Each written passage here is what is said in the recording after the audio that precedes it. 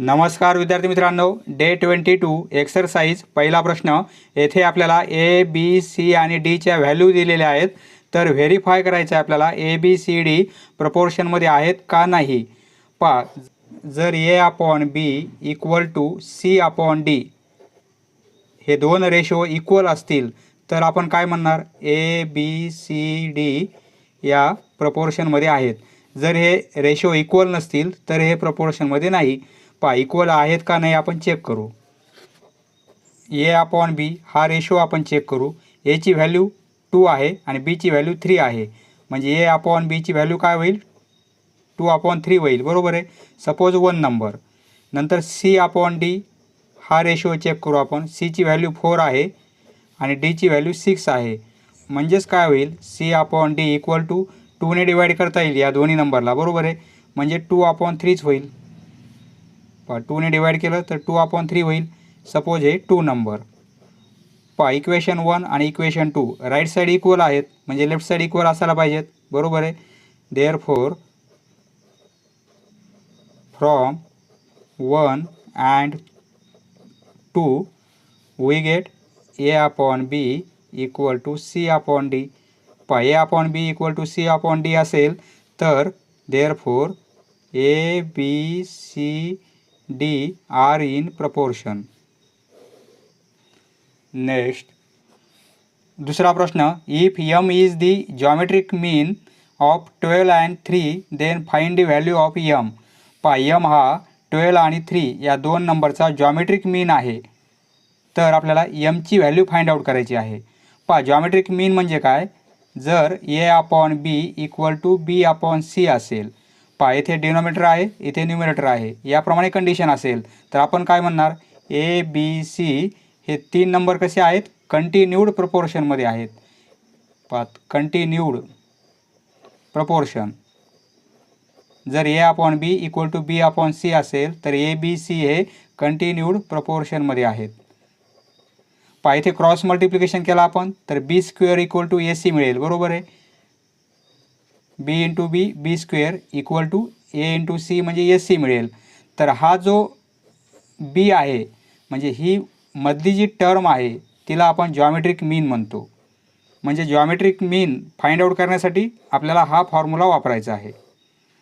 पहा, solution M is geometric mean of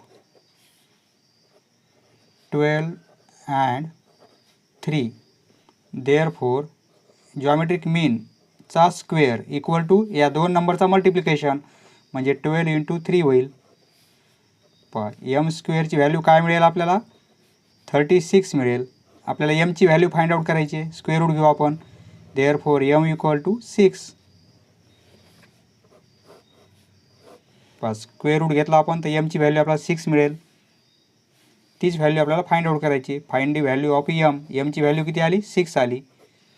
next पहा, question number 3. The ratio of 2 numbers.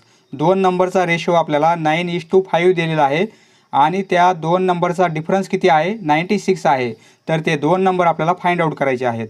पहा, इथे ratio असेल, दोन नंबरचा रेशो आहे म्हणजे काहीतरी कॉमन मल्टिपल त्यामध्ये काहीतरी असेल तर तो कॉमन मल्टिपल आपल्याला x घ्यायचा आहे.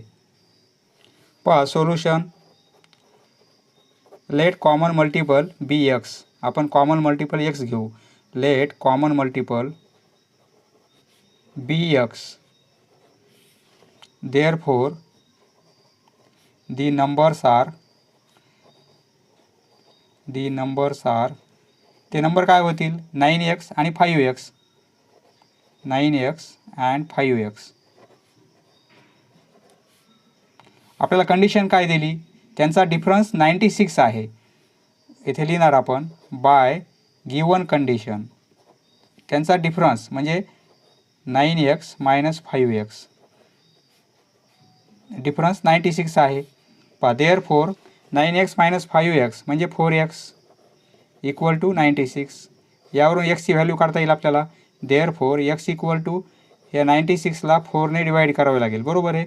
Therefore x equal to 24. पहा, एक्सची व्हॅल्यू आपण काढली म्हणजे कॉमन डिफरन्स काढलेला आहे. बरोबर आहे. आपल्याला नंबर फाइंड आउट करायचे आहेत. ते नंबर 9x आणि 5x आहेत. दी नंबर्स आर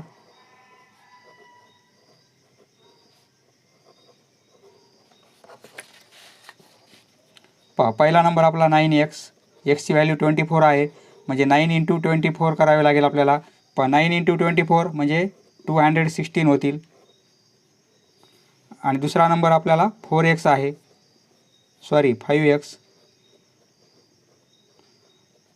दुसरा नंबर 5x आहे, म्हणजे 5 इंटू एक्सची व्हॅल्यू 24 आहे, म्हणजे 120. ते नंबर कोणते असतील? हे 2 नंबर असतील. नेक्स्ट, चौथा प्रश्न, the ratio of measures of 3 angles of a triangle. येथे ट्रायंगलच्या 3 अँगलचा रेशो आपल्याला 1:2:3 दिलेला आहे. तर ते अँगल आपल्याला फाइंड आउट करायचे आहेत. समजा ते अँगल x, 2x आणि 3x असतील. आपण कॉमन मल्टिपल x घेऊ. Let common multiple bx. Therefore, the angles are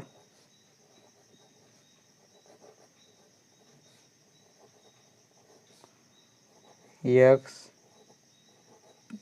2x and 3x.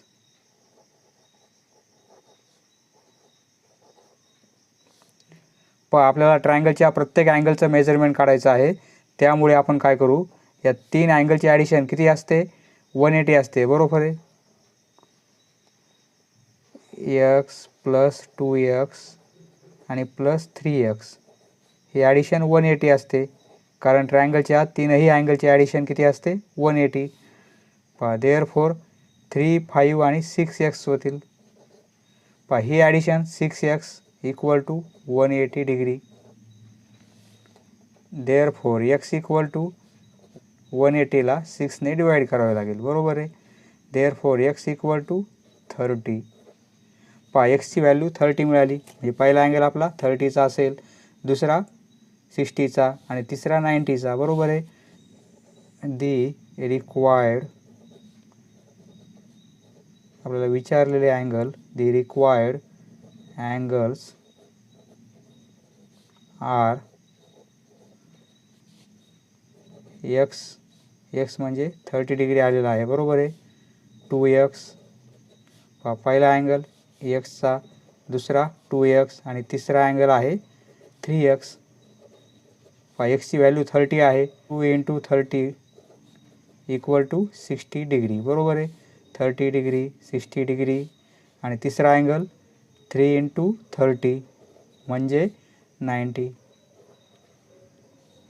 याप्रमाणे अँगल आहेत, पहिला अँगल, दुसरा अँगल आणि तिसरा अँगल.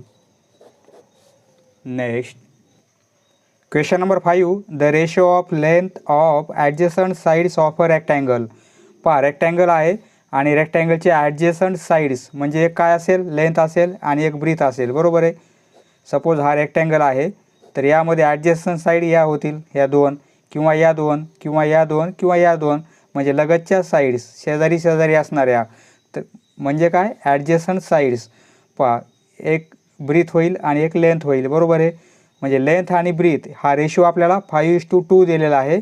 आणि पेरिमीटर म्हणजे सर्व साईड्सची ॲडिशन, पेरिमीटर आहे 56. तर आपल्याला लेंथ, फक्त लेंथ फाइंड आउट करायची आहे. Find the length of rectangle.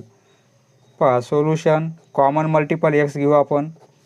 Late common multiple bx. Therefore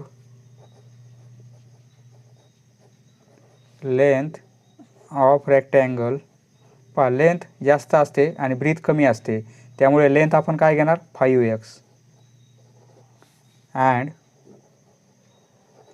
breath of rectangle equal to 2x. आपल्याला पेरिमीटर दिलेले आहे 56. पेरिमीटर म्हणजे सर्व साईड्सची addition. Perimeter of rectangle, formula माहिती आहे आपल्याला, 2 इंटू लेंथ प्लस ब्रीथ, हा फॉर्म्युला आहे, बरोबर आहे. पेरिमीटर आपल्याला 56 दिलेली आहे, 2 लेंथ 5x आणि ब्रीथ आहे 2x. Therefore 56 equal to 5x आणि 2x म्हणजे 7x होतील. बरोबर आहे.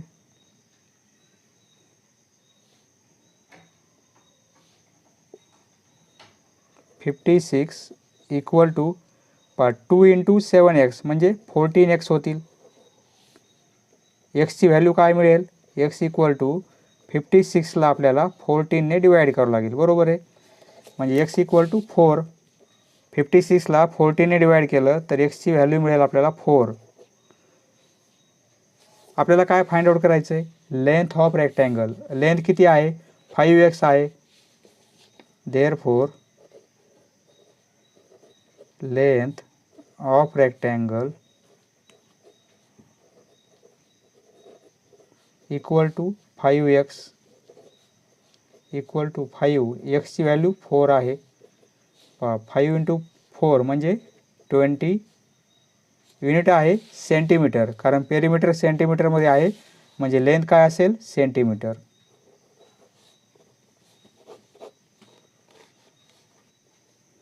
समजलं मित्रांनो? धन्यवाद. पुढचा व्हिडिओ पाहण्यासाठी चॅनल सबस्क्राईब करा. धन्यवाद.